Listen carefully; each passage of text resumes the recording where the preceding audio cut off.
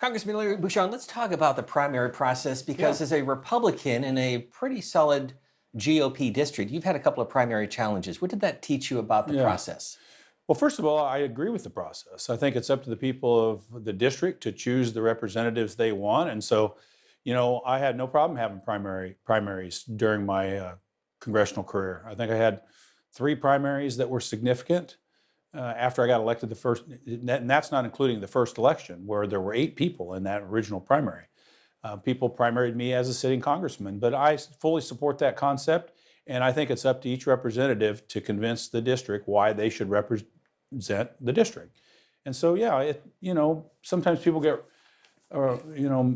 I'd say disappointed by that, where people will challenge them, but I wasn't. I had to convince my constituents that I'm the right person.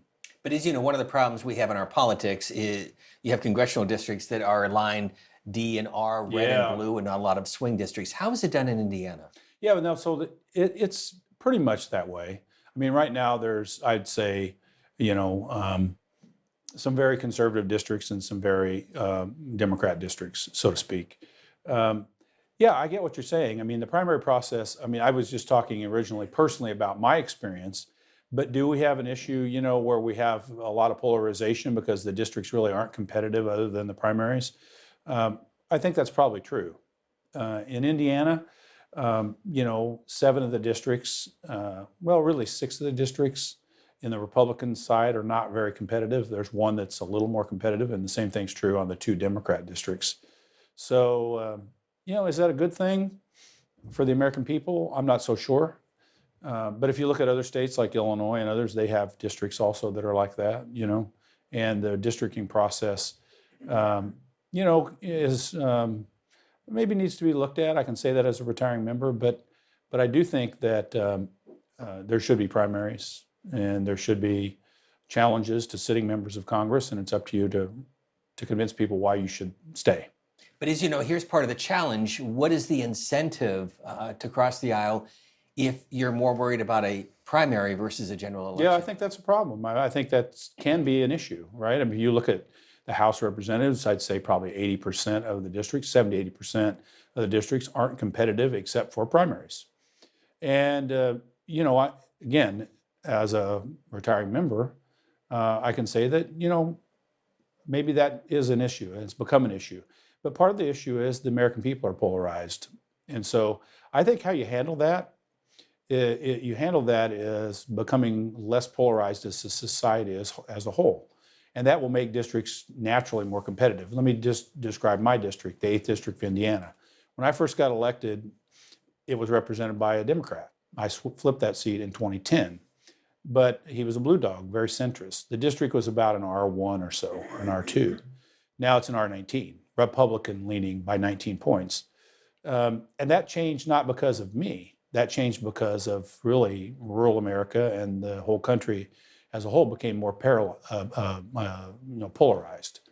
So I think the way you handle that is the American people have to be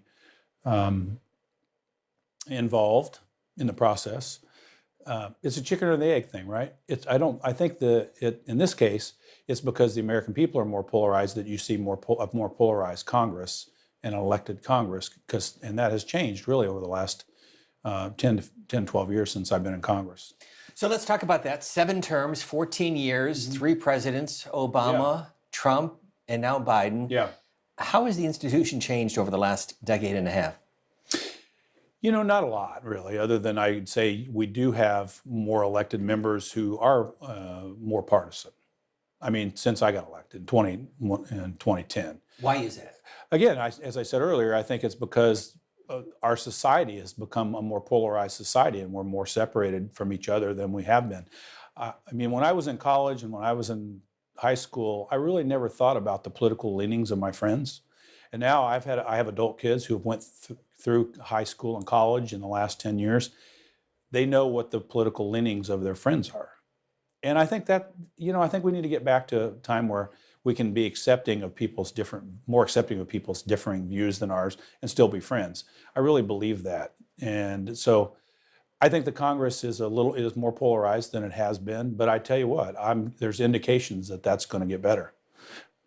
But as you look at this upcoming Congress, Yeah. again, just a handful of seats dividing Yeah. Democrats and Republicans, how is it going to work? Or will there be more dysfunction? What are your concerns? What's your advice to the leadership and to your colleagues in the next Congress? Yeah, I mean, I think on some things, the reconciliation process, Republicans will, if they can get the votes in the House and the Senate, will put forth more conservative ideas for the American people, just like the Democrats did when they had their reconciliation process.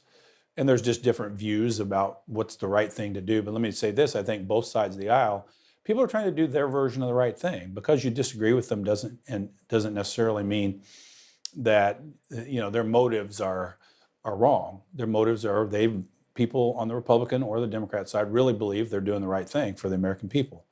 It's up to the American people to make the judgment of whether that's true or not. So I think that this coming Congress, with a slim majority in the House, it's going to mean that, particularly on issues that are very important to the American people, they're going to have to find common ground, and they're going to have to try to get some bipartisan votes. And I think that's possible on a lot of issues, because otherwise, with a 220 to 215 House, it's going to be difficult.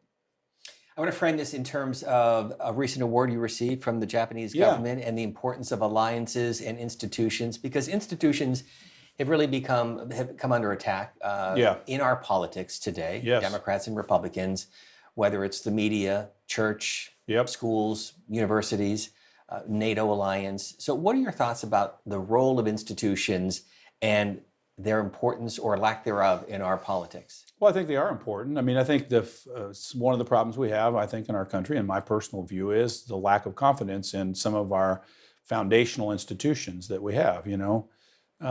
Look, the House of Representatives has been unpopular since it was created. But the government as a whole hasn't probably been this unpopular in many, many years. I mean, it waxes and wanes, though. We go through periods where, obviously, the late 60s, for example, where, there were disagreements over the Vietnam War, or obviously the worst was the Civil War. But I think, we need to regain the confidence of the American people in fundamental institutions, the courts and the criminal justice system is taking it on the chin in the last, number of years. The Congress, the government, religious organizations, the police, public institutions like police departments and law enforcement. People have less confidence in the fairness in those organizations, I think, in many cases, incorrectly, but nonetheless, it's there, right? And so if we want to get back to, foundational American values, we have to, all of us together, have to work to regain some of the confidence of these fundamental institutions. Otherwise, it's going to be hard to turn things around. So let's talk about the institution that you are leading, the House of Representatives. If you had the ability, the authority, the power to make some changes in Congress, here's your chance. What would you do? Yeah, I think that you have, even since I've been here, it's turned into a more of a top-down institution. Part of that is because you can't get bipartisan agreement, or you can't get agreement in either party to move things forward. So, for example, I'll just use the example of funding the government, okay? At the end of the day, we have not been able to fund the government through the appropriations process that has been outlined by, a law that was put in place in the early 70s. And so what it relies on at the end of the day is the top leaders in the Congress basically coming together, along with the White House, and putting together these large funding bills from the leadership perspective, and then people, the rank and file members of the Congress and the Senate, scrambling to see if they can get some of their priorities funded. That's just one of the biggest examples where it's become more top-down. I think that's partially because we've not been able to get consensus amongst rank and file members of the House or the Senate to do things that would prevent that. And so the leadership, and that's not a criticism of leadership, because they're put in a position, we put them in a position where they have to make these decisions from a top-down level, and then try to get it through through the Congress, and I think we need to reverse that. So I would say more empower rank and file, more empower the committees, more and also empower the appropriations process and the funding process to actually go through the proper channels and make that happen. And the reason for that is because it's just been difficult to get consensus, but we can't give up on that. So that would be a return to regular order. If you present that idea to Speaker Mike Johnson, his reaction would be what? He agrees with it completely. And if you talk to leadership on both sides of the aisle, Democrat leadership, House and Senate, Republican leadership, House and Senate, most of the leaders, particularly when they first ascend to the leadership position, talk about how they want to reestablish regular order. And then the process kind of breaks down. Why? It breaks down because you can't, I think the institutions as a whole, we just can't get a consensus on, we're so far apart on funding, for example, that we just can't get a consensus. And we talked earlier about the districts and how maybe 80% of the congressional districts in the House are not competitive. That's part of it. I think, there's an inclination for people to worry about primaries. I did what I thought was right for my district, and I took on primary opponents and won. So it's possible to do that. I mean, on the Republican side, for example, I voted to raise the debt ceiling multiple times. Back in the Tea Party days when that was everybody's like, oh my God, you can't do that, right? Well, I did. And how did I get through that? I explained it to my constituents in op-eds, in public appearances about why I thought that was the right thing for the district. So, I think that's how it has to happen. You have to have rank and file members willing to take on people in their districts and not worry about a primary opponent. And if you get defeated, I always told my staff, if I get defeated because of what I believe in, then I lost. I was a surgeon before, and so I'm like, I've done other things, right? I don't need this job. And I think you're starting to see more and more members of Congress on both sides think that way, right? Both sides have the same problem. On the Democrat side, the progressive left is challenging some of the long-term leaders and have defeated some of them, right? But as a whole, that hasn't been the case. So yeah, you have to be willing to do that. So your party will have the White House, the Senate, the presidency. Yeah. A $36 trillion national debt. Yeah. When is it time to really seriously address short and long term some of the solutions needed? Well, let me just say this. I've voted twice since I've been in Congress for a balanced budget amendment to the U.S. Constitution. I firmly believe in my own mind, after being in Congress for 14 years, that has to happen. We have to get a constitutional requirement to balance the U.S. federal budget. And the reason I say that is because if you look at the last, let's say 50 years, right? We've balanced the budget maybe 3-4 times. Under both parties have had full control at various times. There's been bipartisan support. That happened in the late 90s, for example, in a bipartisan way with President Clinton in office and Newt Gingrich leading the House, right?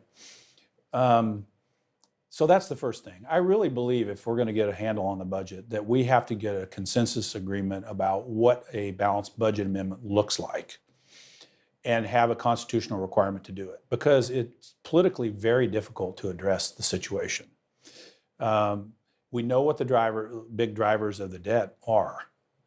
And we know that probably, I think most parties would agree that there's a lot of things the federal government are spending money on that probably historically was relegated to the states or the local communities. And let me just say this also, we're going to have to to balance the U.S. federal budget, we're going to have to get states at the state level to begin to address some of the issues themselves. And let me just say that, when I think there's been a lot of, from a federal legislator's standpoint, a lot of punting spending to the federal government. And we've gravitated away from local communities and states funding things that they probably should, because it's just easier to punt it to the federal government and then we're stuck with it. Politically easier. That's what I mean. For example, let me give the example of public education. Sure. I grew up in the state of Illinois. I went to University of Illinois in Champaign-Urbana. I live in Indiana now. But the University of Illinois, if you look at the state level funding that they get, compared to when I was there in the early 1980s, it's dropped dramatically from the state level. So what's picked that up? Federal government, Pell Grants, loans, with interest, and families and students. That's a big example of how, at the state level, the federal government's had pressure to help students attend public universities like the University of Illinois. And so the funding has gravitated a lot towards the federal government, including, like I said, the Pell Grant program and others. That's where I think if you're going to get a handle on the federal budget, political people at the state and local level are going to have to take some political risks and say, no, we're going to need the resources to fund these things at the state and local level and not rely on the federal government to do it.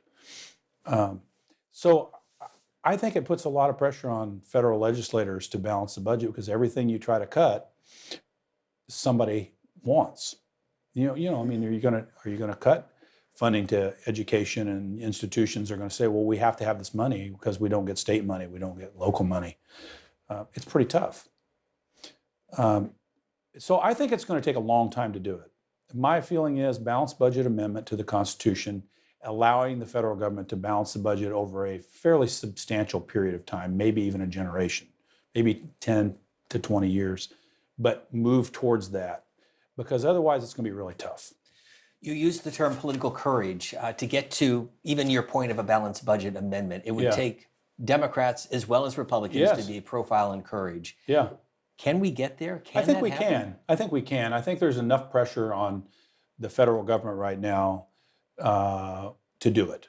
And it's interesting. It's an interesting concept, because the balanced budget amendment to the Constitution, to me, it seems like a no-brainer. And if you poll this, the American people are for this. I don't know the exact numbers, but they're for it. And we couldn't get two-thirds in the House when we voted for it before, and that wasn't because one party or the other voted no. It was because people in both parties voted no. And the reason is I think, this is my personal view, I'm not speaking for the Congress or anyone else or leadership, is that on the Republican side, they're worried about having to raise taxes to accomplish that goal politically. And that's a difficult thing to do. I'm against taxing the American people at higher levels. But I do think you still need a balanced budget amendment. And on the Democrat side, when I talk to my colleagues on the Democrat side, and I have many friends there who work in a bipartisan way, they're concerned about what Republicans might do if they were in control with entitlement, with mandatory spending programs. Mm-hmm. The big ticket items, and what might happen with the Medicare program or the Medicaid program and Social Security and those things. I think on both sides that those worries are fairly unfounded, because I think if you have to have a balanced budget, you will work together to probably have a combination of all of those things to get there. But that's why it's difficult to pass it. But if you have like a pandemic, which is going to require billions of dollars in money, or you have the bailout in 2008 when George W. Bush was in the White House, how do you get something beyond that balanced budget because of a crisis? You have to have, that's what I'm saying, in the balanced budget amendment, you have to have specific provisions that allow for extra federal spending for certain circumstances, but it needs to be pretty tight. What do you do, for example, you have a balanced budget and then all of a sudden a big hurricane hits, like we hit Katrina, right? You have to have the money. You have to have things in the balanced budget amendment that do have very tight exceptions, but I think have to have a supermajority to put those exceptions into play. So, for example, if you need Katrina money, right, and you're like, well, we don't have that in the budget. If you can get a 2/3 majority of the House and the Senate to agree to that, then maybe that should be in there. But on the other hand, there has to be a provision that says, okay, at some point over time, we have to recoup that and get us back on track. I'm not saying the government shouldn't have debt. I mean, all government institutions have debt. Debt is not necessarily a bad thing. Debt is a bad thing when it's too much. That's the problem. And we're getting to a point where, $35 trillion debt.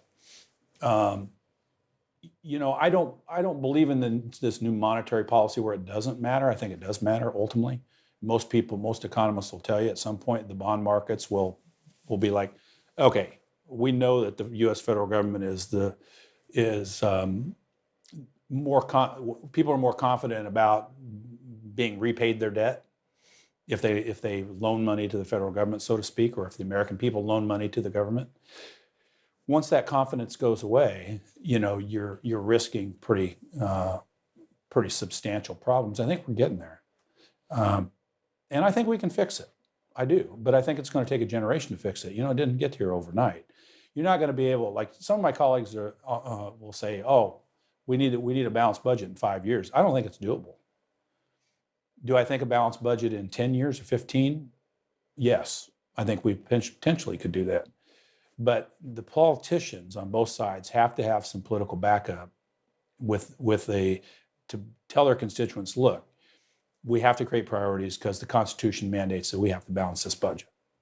Final question regarding money. When you first ran for the House, do you remember how much you spent? $1.4 million. And a race today is on average $5 to $7 Oh million. yeah, it's a lot more. How do you fix the system, money in politics? Transparency.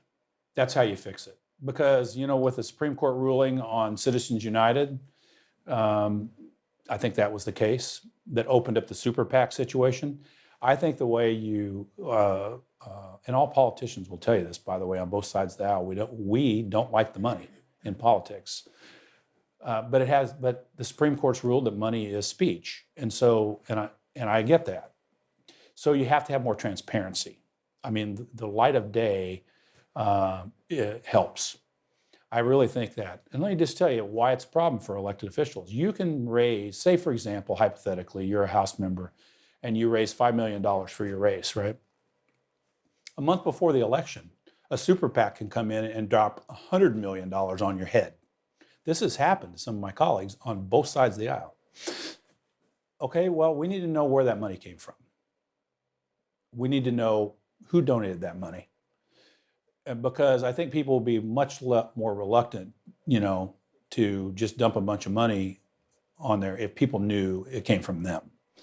And how do you fix that? You just have to have more transparency. I don't see a way otherwise. With the Supreme Court ruling, you can tell people they can't spend. If you're a billionaire and you want to spend $100 million defeating a certain House member, the Supreme Court says that that's okay. But the American people need to know it's you. Right? And and you'd be less likely to do that. The other thing is, I do think that all political donations basically need to be reported. I mean, we have a little bit of a situation where low dollar donations, I think right now the FEC requires $200 or more be reported, right? I think it should be $10 or $5 because you have a lot of ways of just cycling through. Now, an individual, once you get to $200, whether you donated that one time or $10, 20 times, you're supposed to report it. But I think it's a difficult loophole that needs to be closed because I think you're seeing on both sides people cycling through $10, $20 donations many, many times, none of which have to technically be reported until they are cumulative. But then to identify each one of those and say, well, it was this one person or this one organization is difficult. So that's how you fix it. Transparency. And I think more reporting requirements. And that because otherwise you really can't. And people on both sides of the aisle will tell you this, by the way. Some great insights as you prepare to leave the House of Representatives. Congressman Bucshon, thank you so much. Well, thanks for having me. I really appreciate the conversation. And I think, I think I'm optimistic about the future. That's encouraging. Thank you, sir. Thank you.